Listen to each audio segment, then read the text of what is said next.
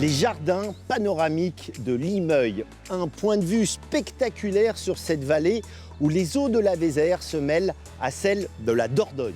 La Dordogne, une rivière tellement importante qu'elle a même fini par donner son nom à ce département réputé pour ses paysages et son patrimoine. Au programme aujourd'hui, Bergerac, ville d'art et d'histoire dont les vins sont exportés dans toute l'Europe depuis le Moyen-Âge.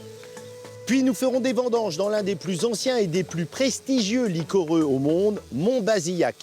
Après une descente sous terre dans le gouffre de Proumessac, nous ferons une exploration inattendue de ces falaises qui dominent ces grands méandres que l'on appelle ici les Cingles, cap sur le Périgord, une nature généreuse.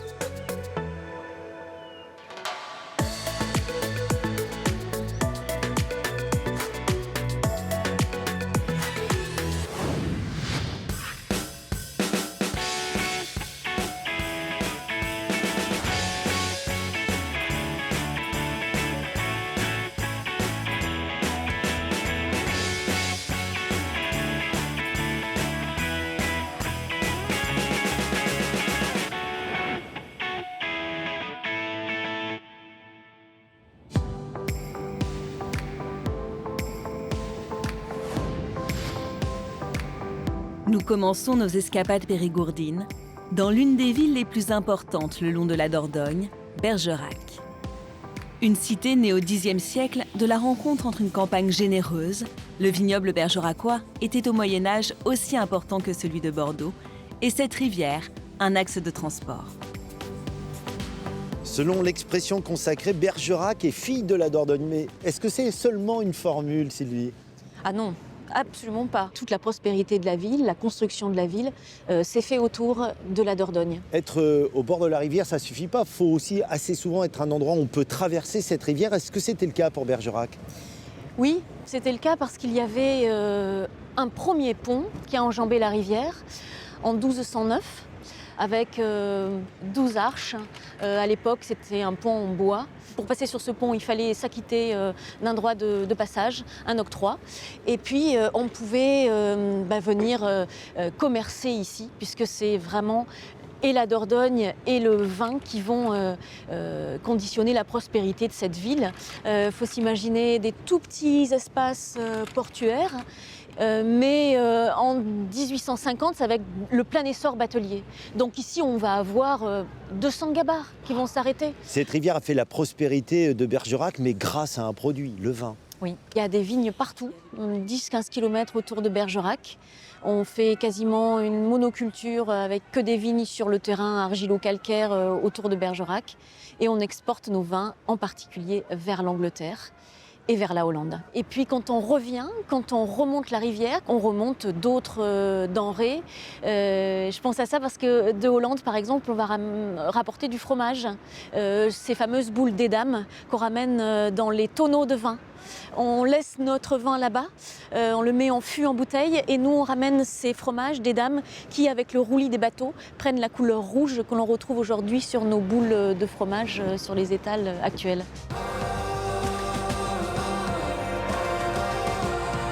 Bergerac est comme un livre d'histoire. Ses rues, ses monuments racontent la prospérité de la ville, mais aussi ses conflits. Exemple avec le cloître des Récollets, fondé au XVIIe siècle sous le règne de Louis XIII, avec un objectif, raviver la foi catholique dans ce territoire qui a si bien accueilli la Réforme.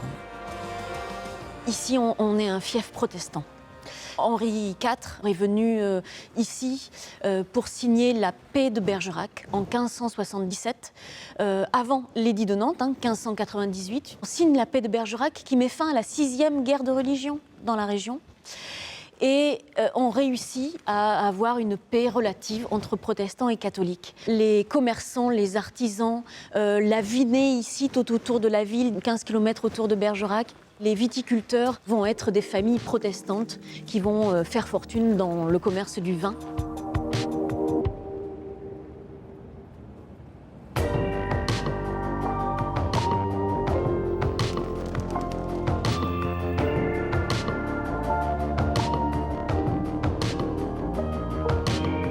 En se promenant dans le cœur de ville, je découvre avec beaucoup de plaisir un très beau patrimoine bâti. Ces maisons, elles sont construites en bois, en pierre de Lalinde ou de Couze, en pierre blonde, en pierre de Sarlat, en pierre jaune. Ce sont des maisons à colombage. Et puis, on a des petits bricoux. Ouais. Ce sont des briques plus petites que la brique de Toulouse. Elle fait à peu près 2,5 cm d'épaisseur. On a aussi, regarde ces belles toitures avec ces espèces de coques de bateaux renversées, comme les gabarres. Ce sont les mêmes charpentiers, les charpentiers de marine qui fabriquaient aussi des charpentes des maisons dans ce quartier-là. Et là, je me retourne et je vois un incontournable quand on vient ici. Cyrano de Bergerac avec son célèbre nez. Cyrano, est-ce qu'il était vraiment de Bergerac? Non, non et non, il n'était pas de Bergerac. Mais alors, Cyrano de Bergerac, c'est le personnage inventé par Edmond Rostand. Je sais qu'il est inspiré d'un véritable personnage. Il s'appelle Savinien de Cyrano. Il vit dans la région parisienne, dans la vallée de Chevreuse, dans un château qui s'appelle Mauvière. C'est ses parents et ses grands-parents avant lui qui habitaient là.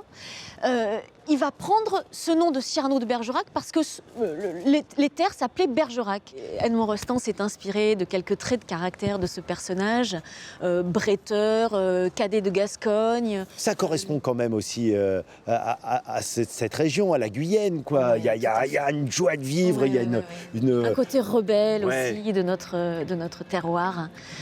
Oui, c'est vrai.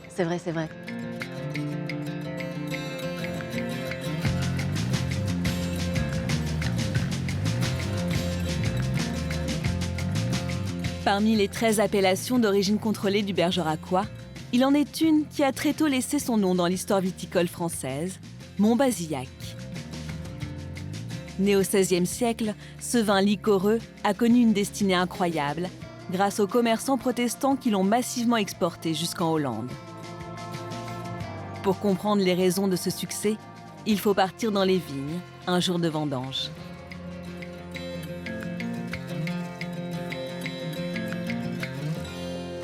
Guillaume, je ne vois aucune machine à vendanger, mais des femmes, des hommes et beaucoup d'attention de ta part. On est au début des vendanges. Pourquoi justement tout ce travail manuel? Mais exactement, voilà, c'est vraiment le tout début. Donc on commence à passer dans les rangs de vignes pour rechercher en fait des raisins qui est plutôt cette allure, voilà, tout pourri. Voilà, c'est ce qu'on appelle la pourriture noble. La pourriture noble, un joli nom pour expliquer que ce vin d'or est le fruit d'une étrange alchimie. Car sans l'action d'un minuscule champignon, le Botrytis cinerea, le Montbazillac n'existerait pas. Donc là, Eric, tu vois, on a tous les stades de la botrytisation. Donc là, avec un raisin sain qui n'a pas encore été attaqué par le champignon. Là, ici, on a des graines qui sont ce qu'on appelle sorbées, c'est-à-dire que le champignon est juste posé dessus, mais il n'a pas encore fait l'action de pomper l'eau. Et là, on a des graines qui sont bonnes à être ramassées, tout simplement parce que maintenant, le raisin est rabougri et donc concentré en sucre. Alors, ce que tu appelles le botrytis, c'est le champignon, là, on le voit où? C'est la petite couche un peu verdâtre, là, ici? Exactement, là, c'est ce feutrage qui se pose sur la pellicule, il se pose vraiment sur la peau du raisin. Et au bout d'un moment, donc, quand il va avoir soif, il va plonger ses racines à l'intérieur et il va venir pomper l'eau. Le fait qu'il perce la peau du raisin, c'est essentiel dans son action? Exactement, parce qu'en fait, il va retirer l'eau et donc il va concentrer à l'intérieur de la graine le sucre et les arômes. Et c'est ce qui va derrière nous permettre de faire des vins aussi sucrés et aussi concentrés. Alors, montre-moi ce que ça donne. Au final, là, t'en as un quasiment au stade final de grain, si tu en attrapes un. Alors là, un grain, si on doit prendre un grain, celui-ci est parfait. Si on regarde, il y a encore un petit peu le feutrage. Et donc, il est rabougri. C'est ce qui fera donc des grands liquoreux. Alors, on voit la différence effectivement de volume entre le raisin sain, entre guillemets, et celui qui après a été attaqué par le botrytis. Alors là, par exemple, si je le goûte, qu'est-ce que je vais trouver comme arôme? Alors, c'est ça. Bien sûr, on ressent ce côté un petit peu raisin sec, qui est justement très confit, très aromatique. Quand c'est sur certains cas, on peut trouver des petits goûts de réglisse, des petits goûts de cacao aussi qui se révèlent à la dégustation. C'est un champignon magique, quoi. Exactement, c'est un cadeau du Seigneur. Il n'y a pas beaucoup d'endroits où on trouve ce botrytis. Il y a Sauternes, ici Montbazillac. Il faut des conditions climatiques particulières? Tout à fait, oui. Comme tout champignon, il faut avoir une alternance d'humidité et de chaleur. Et donc nous, on a la chance d'avoir un terroir, donc un climat et aussi un sol, un relief qui nous permet d'avoir ces conditions réunies. Donc grâce à la Dordogne, qui est donc sur la partie nord de l'appellation, et la Gardonnette, c'est un petit ruisseau qui passe sur la partie sud, on a ce brouillard le matin qui se développe et qui va venir enrober les raisins. Et sur les coups de midi, 2 heures, ce brouillard va partir. Et là, le soleil va faire l'effet donc de la chaleur. Et grâce à cette alternance, le champignon a toutes les conditions propices en fait, pour s'installer durablement et de développer la pourriture noble.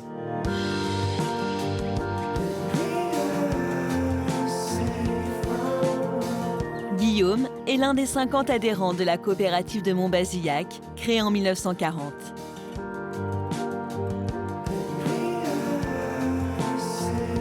Le principe est de mettre en commun des moyens, de partager des outils, comme cette cave où sont vinifiés tous les raisins des viticulteurs associés.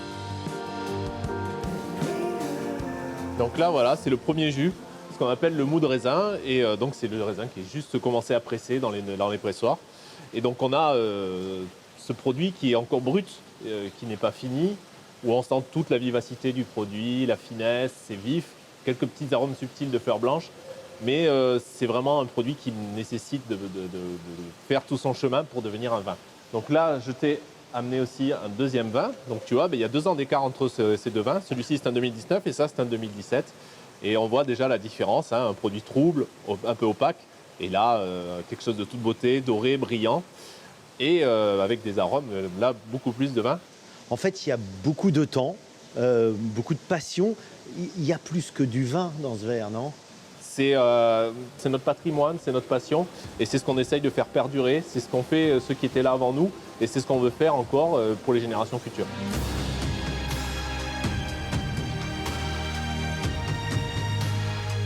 Voici le château qui a donné son nom à l'appellation Montbazillac.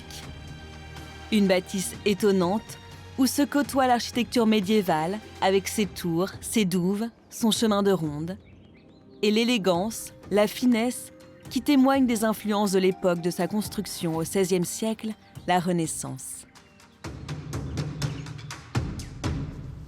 En 1960, la cave coopérative a racheté ce château classé monument historique. Pour quelle raison ? Alors la cave coopérative était déjà fermière des vignes qui étaient autour du château et qui étaient le domaine du château. Et donc il n'y avait pas beaucoup d'acheteurs. Et le château est arrivé sur le marché et tout naturellement, je dirais, les vignerons se sont dit on va l'acheter. C'était un pari, en 1960, c'était un pari sur l'avenir, mais c'est un merveilleux cadeau pour nous. Alors pourquoi un merveilleux cadeau ? Bon, nous, on est vignerons coopérateurs, on est attachés à notre végétal, à produire du mieux que l'on peut notre raisin. Mais après, le château nous permet de faire de la promotion. Quand vous demandez à n'importe qui en France et même à l'étranger, Montbazillac, est-ce que ça vous parle ? On dit à Montbazillac, oui, c'est un vin sucré et un château. C'est la réponse que l'on a partout. Il y a beaucoup de propriétés viticoles en France qui sont rachetées aujourd'hui par des grands groupes de luxe, des millionnaires chinois par exemple. En quoi une cave coopérative, c'est une entreprise un peu différente ? Une cave coopérative, donc ce sont des petits producteurs de raisins qui se mettent ensemble, qui s'associent pour avoir la capacité financière d'employer des gens qui vont vinifier nos raisins et le commercialiser. Mais par contre, nous sommes chez nous. L'union fait la force, donc vous produisez combien de bouteilles, vous, la cave coopérative ?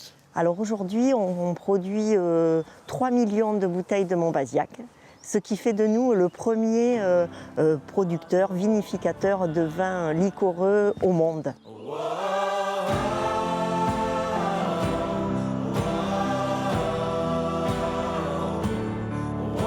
La Dordogne est réputée pour ses paysages, son patrimoine, ses lumières. Mais certains trésors ne se livrent pas au premier regard.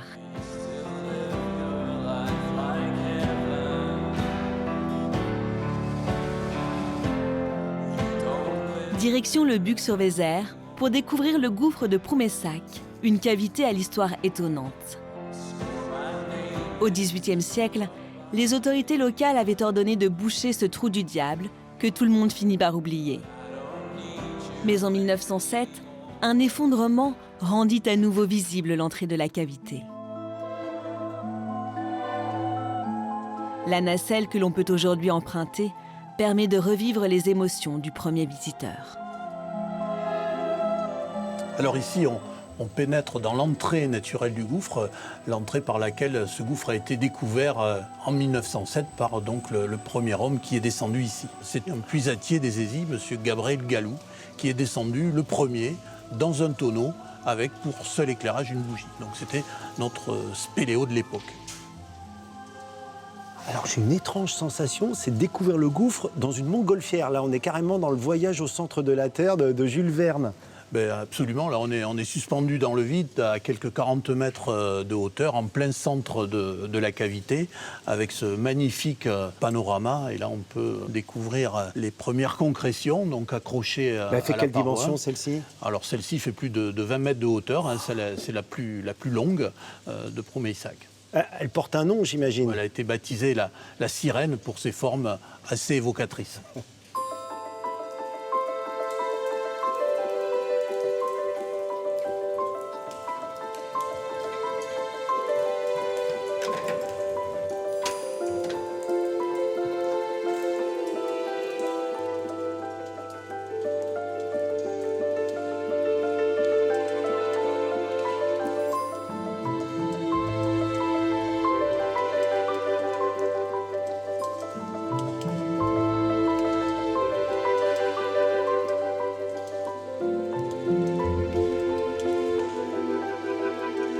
Tu m'as raconté la découverte en 1907, mais à partir de quand les premiers touristes vont venir visiter Promeissac? Eh bien, très vite, puisque dès 1908, les propriétaires organisent les premières visites.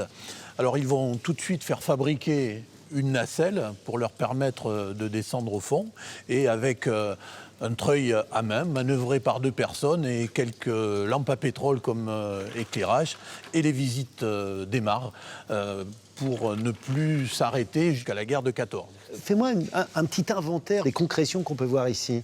Alors, tout autour de nous, on voit évidemment des stalactites, des stalagmites. Ça, on peut en retrouver un petit peu partout dans toutes les grottes. Mais à Promeissac, ce qu'on a quand même vraiment d'extraordinaire, ce sont ces magnifiques coulées de calcaire et de calcite là, qui sont accrochées à la paroi. Et donc, ce sont des sources pétrifiantes, puisque l'eau qui s'écoule est très chargé en carbonate de calcium, et c'est pour ça qu'avec le temps, on a ces énormes motifs. Alors ça fait combien là à peu près? Ça ressemble à une méduse, je ne sais pas comment vous l'avez appelée. Oui, tout à fait, c'est la méduse. Elle est estimée à 35 tonnes.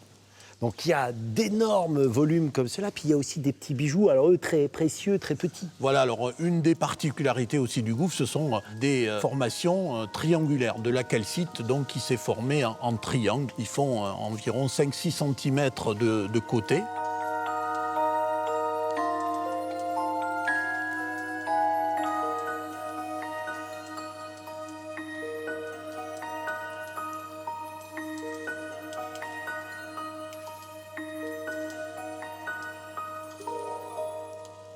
Tu es le petit-fils de l'un des propriétaires qui ont ouvert ce lieu à la visite. Tu te sens un attachement, c'est sûr, mais aussi une responsabilité par rapport à cet endroit? Mon arrière-grand-père était là au moment de la découverte. Ensuite, mon grand-père a exploité un certain nombre d'années ce site. Je suis sur ma 40e saison au gouffre de Promeissac, donc il fait entièrement, complètement partie de ma vie. Je comprends à t'écouter que tu ne t'en lasses pas, que ce gouffre, tu as encore plaisir non seulement à le faire visiter, mais à en profiter toi-même. Bah oui, c'est un lieu magnifique. En plus, moi j'ai eu la chance, depuis 40 ans que je suis au milieu de cet univers, de le voir se transformer, puisque grâce à la technique, grâce à la technologie, avec les éclairages, eh bien, le gouffre, on le voit différemment.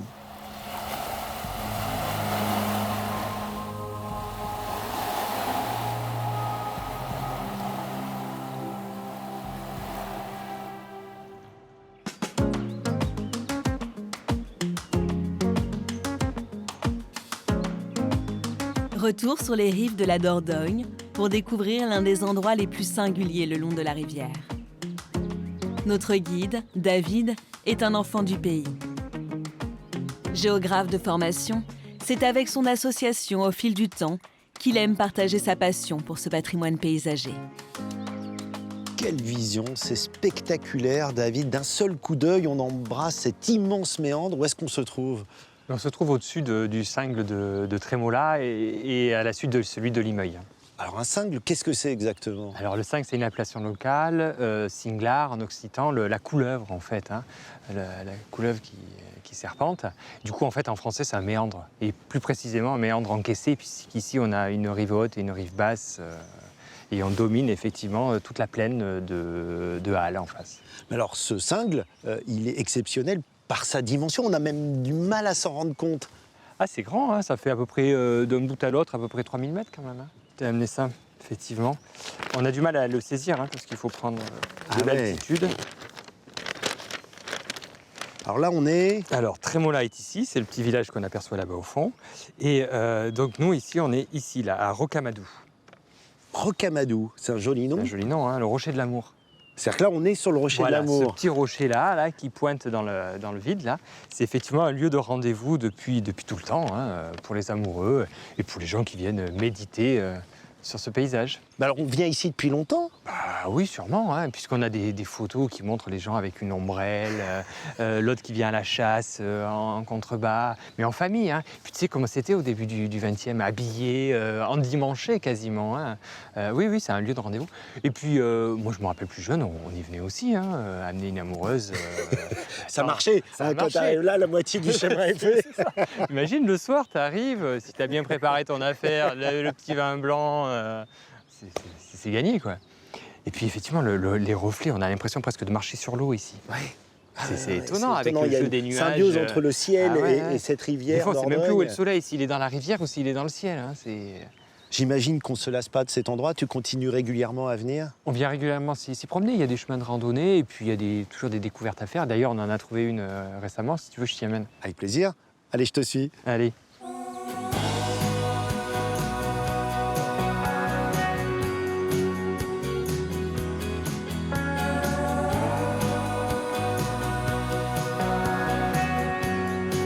Je ne sais pas où tu m'emmènes, mais ça se mérite, quoi. C'est pas trop glissant encore. Allez. Où est-ce qu'on monte, là? Ben, on va rejoindre ce petit cluseau là, qui est assez caractéristique des falaises de la région. C'est taillé dans la roche au pic, hein. On voit les traces de pic. Et c'est un cluseau de refuge hein, et de guet. Et on voit les systèmes de fermeture, tu vois là. Tu fermais de l'intérieur, tu avais une poutre, tu coinçais ta poutre et tu étais fermé à l'intérieur. Là, il y a un espace pour pouvoir quoi, séjourner, dormir. Oui, c'est ça, certainement une paillasse, des réserves alimentaires. Alors, un cluseau comme celui-ci, ça servait à quoi? Alors des cluseaux, il y a plein de sortes. Hein. Il y en a qui peuvent être en bas, en hauteur, et celui-ci, il est accroché à la falaise, comme on a pu le constater. Donc c'est des trous qui permettent de guetter et de surveiller effectivement les allées et venues sur la rivière. Mais on surveillait quoi? Alors, on pense que ça remonte au moins à la période de l'invasion par les Vikings, hein, vous savez, qui remontaient la rivière, la Dordogne, c'est la aussi Vézère. ancien. Et Donc c'était- quoi, 9e, 10e siècle quoi. 9e siècle, oui. Alors, quelques dracars sont remontés, hein, quelques dracars. Et il y a tout un réseau de trous de guetteurs hein, à chaque angle en fait, de la rivière. Et comme ça, on pouvait prévenir les voisins en amont et faire remonter le signal, soit sonore, soit lumineux si on est en nuit, et prévenir que, attention, danger. Il y en a beaucoup comme ça, des petits trésors cachés dans la forêt? Il y en a plein, il y en a plein. Mais il faut les connaître, hein, il faut aller aux champignons.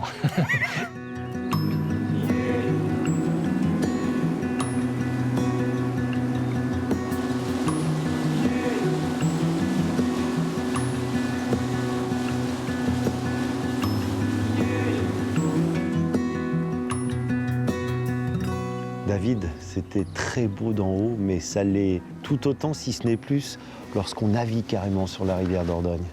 Tout à fait, là on est sur la partie basse du méandre, hein. Tu sais, il est toujours encaissé, il y a une partie haute et une partie basse. Et effectivement, le fait d'être sur ce plan d'eau, on pénètre dans le cœur du méandre encaissé, c'est-à-dire le cingle, comme on dit chez nous. Et ça donne une vision sur ces falaises différentes, elles sont très impressionnantes vues du dessous. Ah oui, il y a bien 60 mètres à peu près de dénivelé. Et effectivement, on s'en approche, on voit les moignons rocheux qui ressortent. On voit aussi tout ce qui est faune, les oiseaux, les rapaces, les oiseaux d'eau, qui effectivement sont proches de nous. Là. On fait parfois la différence entre le patrimoine bâti et le patrimoine naturel. Ça a un sens pour toi? En Dordogne, pense pas, parce que je pense que c'est très mélangé. De toute façon, il n'y a rien de naturel. C'est tout. Tous les paysages qu'on a autour de nous sont liés à l'activité humaine passée et d'aujourd'hui. Tu portes ton regard de géographe sur ce pays, mais pas seulement, parce que tu y es profondément attaché. Après, c'est un beau pays, quand même. C'est un pays où il fait bon vivre. Également, il fait bon manger, il fait bon s'amuser. Je voulais te remercier, David, parce que vraiment, tu m'as fait découvrir un coin de Dordogne que je ne connaissais pas. Je vais garder en tête ce rocher des amoureux et cette dernière balade sur la rivière Dordogne. Merci à toi. Mais c'est moi d'être venu jusqu'à nous.